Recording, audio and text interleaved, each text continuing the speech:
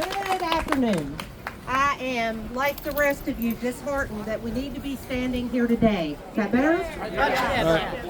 But it is an honor and a great privilege to stand with so many of you who are not afraid to get into a little good trouble. I'm here to tell you today about unions and how the administration is affecting federal workers. I'm here, I apologize in advance because I'm not an experienced public speaker. I'm a little nervous in front of strangers. You're doing fantastic. Thank you. It's easy to get in your head that you're alone up here standing and talking to so many people. I'm a 52-year-old woman, a mother and a grandmother, and I live in a little house down a long dirt road. What can one person do that's going to make a difference? How does one person make an impact? Vote! Are there any union members here? Anybody who's affiliated with a union? All right. As I said, I'm Kelly Keating, and I am the president of Local 2065 for the American Federation of Government Employees.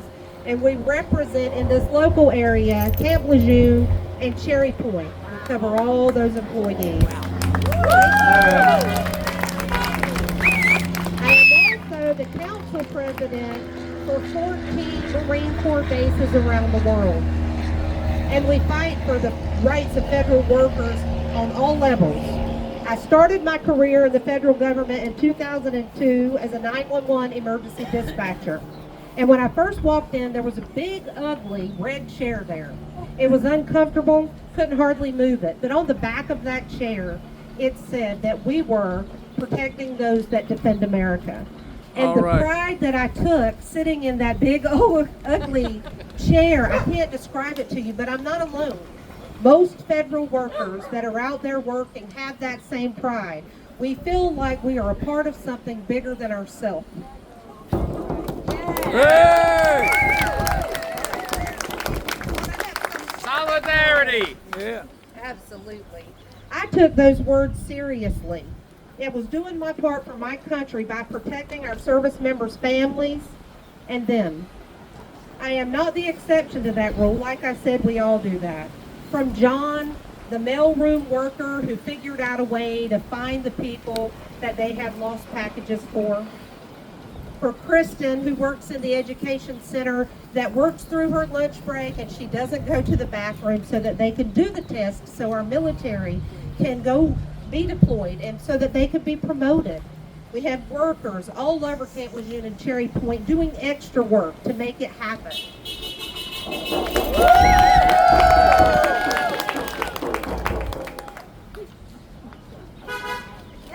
And the workers that were working from home, it was not return to work, it was return to an office because they were there when the base shuts down for catastrophes and weather. And our government kept working because they were working from their home. They didn't return to work, they returned to an office that sometimes didn't exist.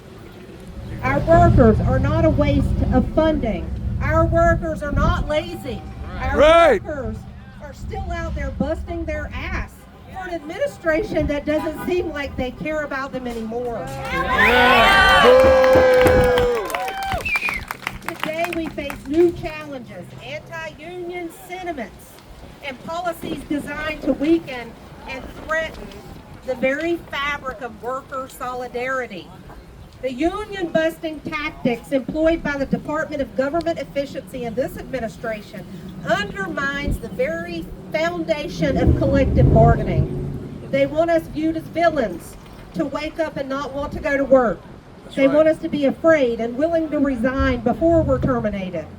They've canceled our labor agreements, terminated thousands of workers without merit with the push of a button, and canceled our union dues deductions against the contract that they helped us to create. And let's talk for a second about firefighters, air traffic controllers, police officers who work tirelessly to protect our service members while the service members' family and them lay in their bed sleeping at night. Currently, there are efforts to radically reduce the retirement benefits for all federal employees. but they are drastically trying to reduce the supplement for our special category personnel, like firefighters, police officers. Firefighters, for instance, currently do not receive the actual pay they should. They make roughly 1/3 less than other federal employees that are working at the same wage grade. They do not have overtime at the same rate. Their retirement is not calculated from actual work. This was done to allow for them,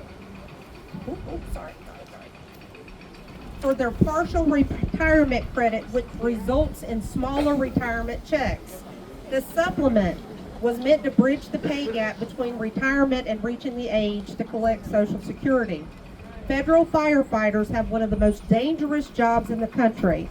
And like with many other things that are being introduced currently, it seems like the cart is being put before the horse, and our firefighters, air traffic controllers, and police officers are going to get the short end of the stick. Another example of them putting the cart before the horse is this deferred resignation program that not only allows personnel to resign, it completely removes the position.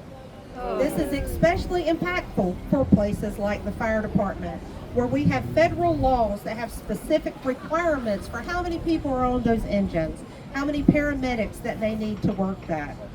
And when they leave on this deferred retirement, it makes that position go away. And then it puts the departments across the country scrambling to meet the staffing requirements, not to mention the impact it has on the capability and the quality of the services that it can provide to the public. They've tried to silence the voices of workers, and they've set a dangerous precedent to erode decades of progress in labor rights. Every day, across this country, dedicated and experienced federal workers walk into their office, cross their fingers, log into their email, and see if they still have a job.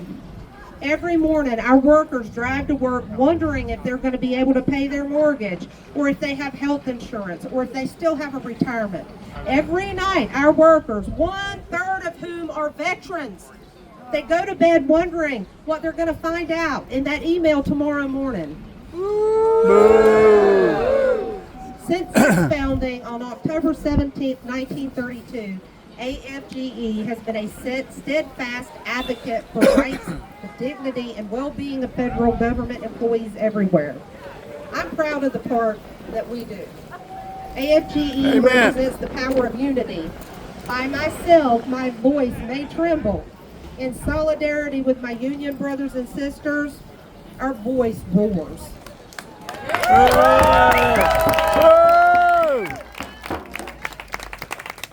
When we stand united, we have the power to negotiate for fair wages and safe working conditions, uniforms and schedule changes, and the respect that our workers deserve. It is through unions that we have achieved the very foundation of modern labor rights, to have weekends off, overtime pay, protections against discrimination.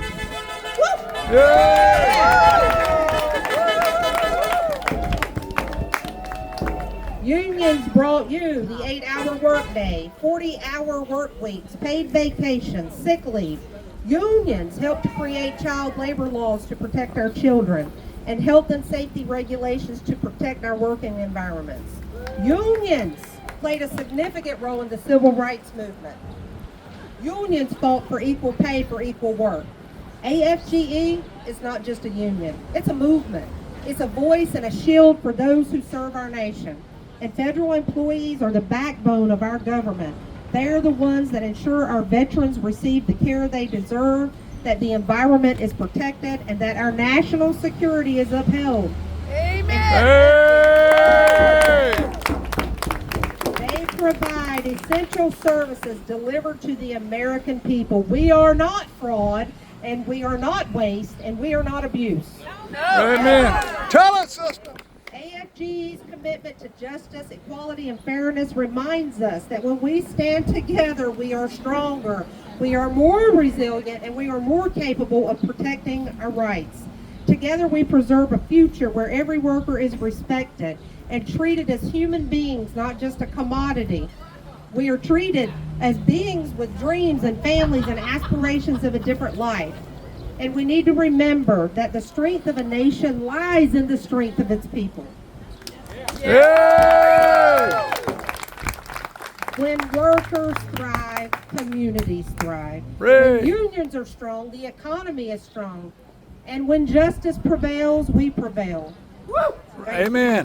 AFG is unwavering in its mission to protect these workers. Our union is a beacon of hope and a pillar of strength for federal employees who otherwise would feel voiceless. If I had union brothers and sisters, I ask if I had union brothers and sisters here at the beginning of this speech, because it reminds me that I'm not standing here alone. As a union is solidarity, and it's a group of people that comes together for a common purpose. I'm not just a middle-aged woman from a small house on a country dirt road. When my voice shakes or my legs feel weak, I remember that I'm speaking with a collective voice where when one is attacked, we are all attacked. Amen. Solidarity. Solidarity. All right. And together, our voice is loud, and we will not back down because our knees were not made for bending. And I hope that each one of you here today will help us by raising your voice and advocate for policies that protect collective bargaining. Yes. Hold Here, here. accountable those who seek to undermine it. And I ask that each of you walk with us in the fight for workers to protect and defend America. I ask that each of you help us send a message to our president. Mr. President, we are the people of the federal government, and we're not your enemies. We are hardworking, patriotic, red-blooded, freedom-loving, blue-collar Americans, and we joined the civil service because we want to be a part of something bigger than ourselves. And a great many of us are veterans, and as former service members, we feel it is our duty to help support those willing to fight and die for our freedom. And we want to make this country be the best it can be because we love America and what she stands for. We will move forward together. Amen. Not one step back. Not one step back. Not one step back. Forward together. Forward together. Not One step back. Forward together. Not one step back. Forward together. Not one step back.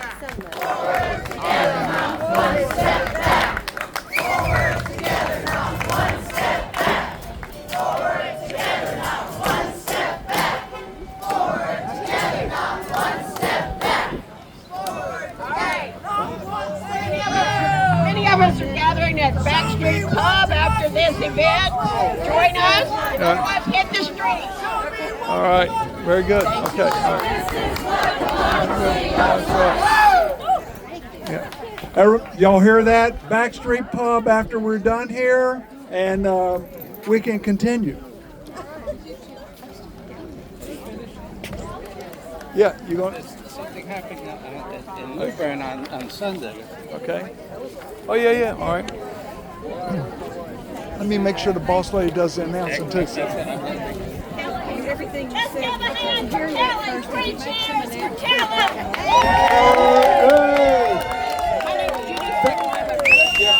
Big round of applause for Kelly being out here. Thank you. Thank you.